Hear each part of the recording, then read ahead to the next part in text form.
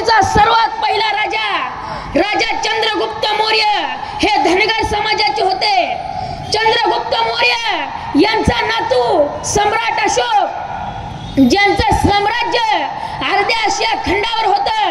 अटके पार झेंडा रोवणारे राजा मल्हारराव होळकर, भारतात एकदाही पराभूत न होणारे राजा यशवंतराव होळकर, आया बहिणींच्या रक्षणासाठी पेटून उठणारा धगधगता निकारा बाबू बिरोबा वटेगावकर आणि ज्यांनी या देशावर तब्बल 29 वर्ष राज्य केलं त्या राजमाता, लोकमाता, विश्वमाता महाराणी पुण्यश्लोक अहिल्यादेवी होळकर।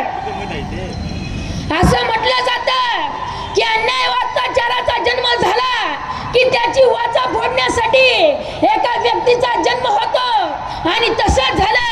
31 मे 1725 रोजी अहमदनगर जिल्ह्यातील चौंडिया गावी माणकोजी शिंदे यांना एक कन्यारत्न झाली आणि त्यांचं नाव म्हणजे महाराणी पुण्यश्लोक अहिल्यादेवी होळकर। महाराणी पुण्यश्लोक अहिल्यादेवी होळकर म्हणजे साधारण स्त्री नाही आहेत। महाराणी पुण्यश्लोक अहिल्यादेवी होळकर म्हणजे या देशावर तब्बल 29 वर्ष राज्य करणाऱ्या राज्यकर्त्या आहेत।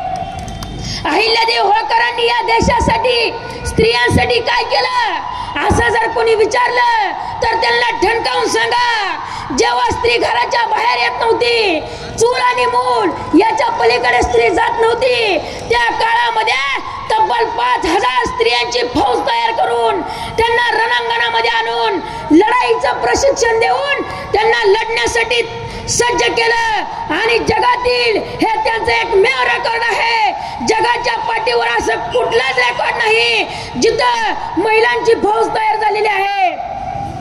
बांधवांनो, राजमाता पुण्यश्लोक अहिल्यादेवी होळकर यांच्यावर खूप बिकट परिस्थिती आली होती। त्यांचे सासरे मल्हारराव होळकर यांचं निधन झालं, पतीचं निधन झालं, त्यांच्या मुलाचं निधन झालं, परंतु तरी न डगमगता या देशावर त्यांनी तब्बल 29 वर्ष राज्य केलं। मी वेळेचं बंधन पाळून माझे 2 शब्द संपवतो आणि थांबतो। जय मल्हार। धन्यवाद।